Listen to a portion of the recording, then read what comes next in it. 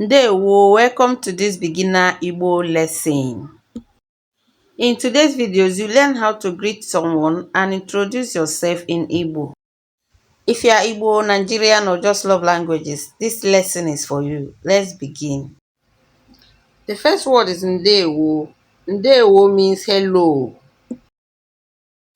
Repeat after me. Ndewo. Next, Gịnị bụ aha gị? What is your name? If you want to ask someone their name, say, Gịnị bụ aha gị? It means, what is your name? Now repeat after me. Gịnị bụ aha gị? Gịnị means what? Aha means name. Gị means you. Next, aha m bụ Chioma. That means my name is Chioma. To introduce yourself, say aha m bụ, then add your name.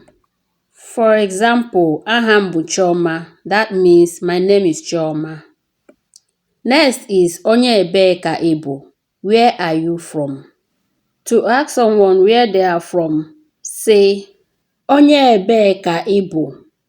To respond, say Abụ m onye Imo State. That means I'm from Imo State. You can replace Imo State with Anambra, Enugu, Abia, or any country you are from. For example, Abụ m onye America. I'm from America. Next we'll talk about is Jisie ike.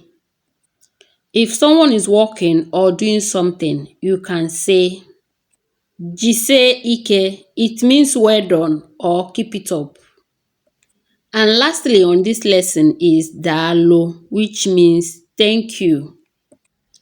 Practice conversation, very important for retention.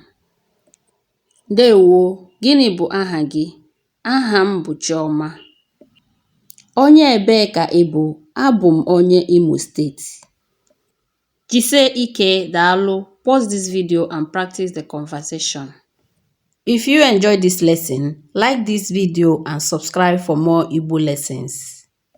Bye. Ka emesianu.